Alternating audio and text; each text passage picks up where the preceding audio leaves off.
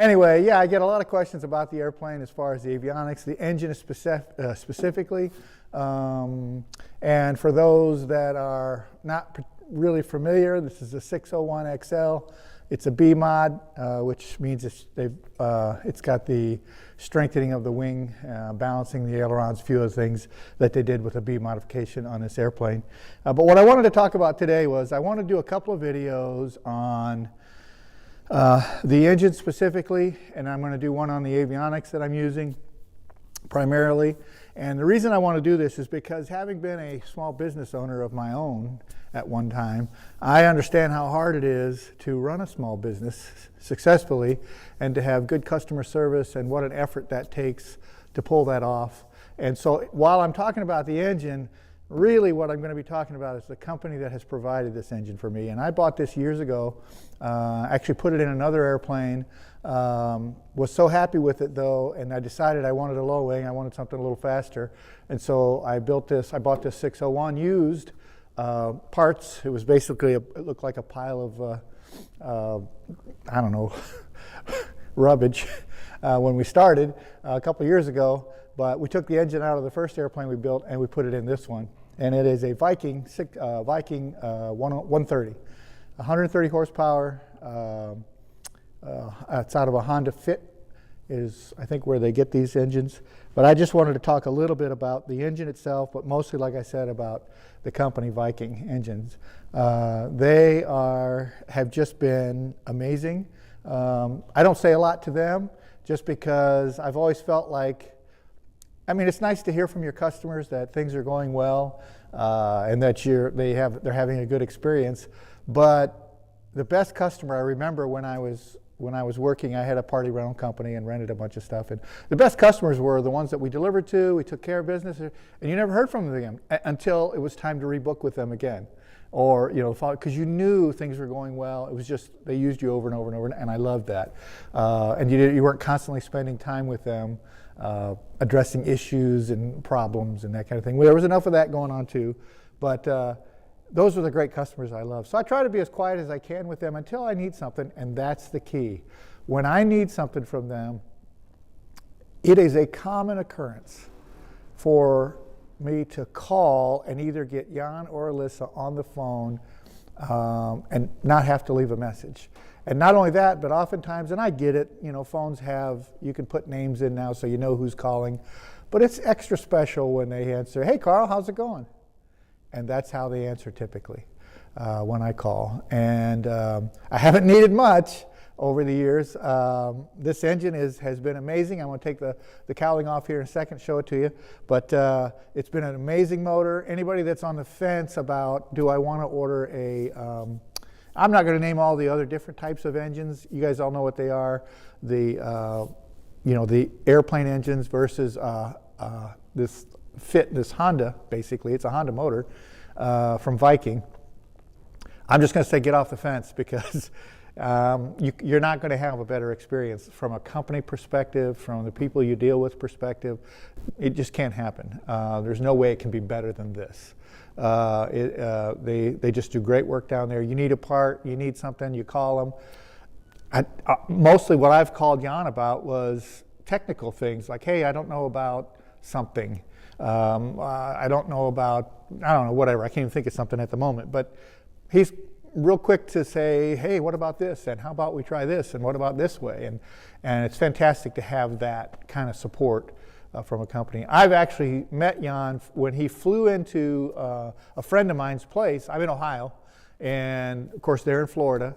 And a friend of mine in probably, 40 minutes from here in central Ohio had a minor issue with his airplane. He couldn't quite figure out, it was running rough or whatever. It wasn't good enough that Jan just talked to him on the phone and just, okay, let's solve it that way. No, Jan flew commercially up to Mansfield or Ashland, I can't remember where we were up there, but flew over there. I went down with another friend of mine and we met him, and he went and flew his airplane and figured it out and did this, that, and of course it fixed it and it was fine. But the thing that was impressive to me was that he was willing to come all the way up there to fix this guy's, what turned out to be very, very minor issue.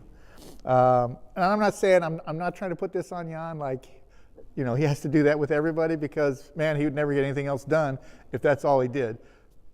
You're not going to have many issues, if any. And if you are, typically a quick phone call, usually on installation, like, how do I do this? How do I do that? But when I show you this engine here in a second, you're going to see that, my goodness, it's the simplest thing in the world to install. Talk about, I know people use the term plug and play a lot. This thing truly is a plug and play piece of equipment. It's amazing. The cowling itself, Jan, I didn't realize you could do the cowlings this way, and Jan pointed this out to me. I do mine this way. Everybody's, the wonderful thing about these experimentals, you can do them however you want. I put a couple of clasps on the top then, but then you got the piano hinge on the side. You pull out the pin. I'm going to walk around to the other side here and hopefully not lose my voice. Pull out the other pin.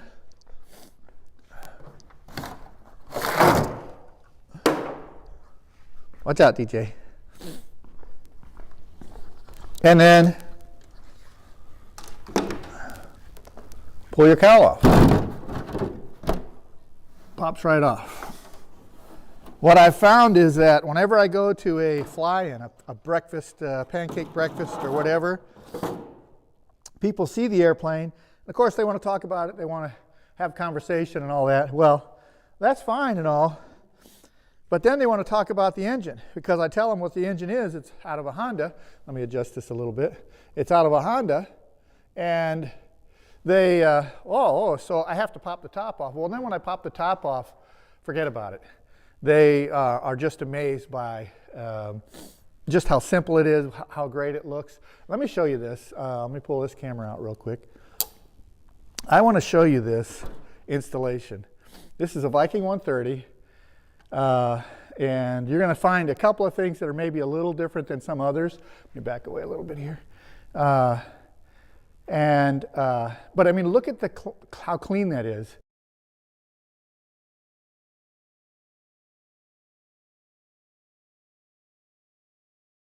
From this side, you can see there's not a ton of, you know, hoses and wires and just stuff going on. It's very, very clean, simple installation. I have put in a, I don't know if you can see this, but a heat shield, and I just did that for my own. I'm currently in the process of painting this airplane, and I'm trying to protect it from heat. I ran it for a while without that, and it's fine, but my guys are telling me, oh, you should put something in there, you should add something. I said, so I did. And it seems like it's working okay. But then you got this side, and I'm going to show you this too, just because I don't know how good the light is or anything, but look at that. It is just the cleanest engine installation. People look at it and like, where's their question is like, where's the rest? It is amazing. It is just as clean as it can possibly be. Let me turn this camera around. You don't want to see my face. If I can. I can't. Actually, I've got it going this way, and that's the way it's going to be. Yeah, it's just absolutely a beautiful, beautiful, easy installation. Typically, I mean, it's as easy as hanging it on the, you get the engine, you hang it on the engine mount, you hook up electricity, you hook up water, you hook up fuel, you're running. It's that easy. And I mean, it is so simple. The electronics of it, piece of cake. It's amazing to me. Now, and like I said, if you have any questions or anything like this, Jan's a quick phone call away. He's always ready to help. It's amazing. The other thing I wanted to mention is when you order from Viking, and you order a firewall forward package, which this is from, for a 601, but they put it on 601s, virtually all Zenith airplanes, tons of other RANs, lots of other airplanes. I can't even name them all. They're putting them on, but they do firewall forward kit for you. So what do you get with that? Literally, you get everything that you need to get a running airplane. You'll be running when you finish with everything out of the box. You'll have the airplane ready to go, including prop, spinner, I mean everything. Engine mount, it's all here, and you install it all and it's ready to go. And I was going to show you one other little thing that we did. My guys call us farmer engineers because, you know, I got a little farm up here in Ohio and I got my own little grass strip. So, but we're constantly engineering things and fixing things. And I think Jan's already addressed this. This particular elbow right here for the cooling system, DJ. All right, DJ, you can almost show you DJ while I'm at it. All right, DJ, there you go. You're a star. Okay, got it. Now, do you have to chew my mic cord now? No, Daddy, but I sure want to eat that camera. This is a good boy. This is a good boy. Anyway, I'm all tangled up.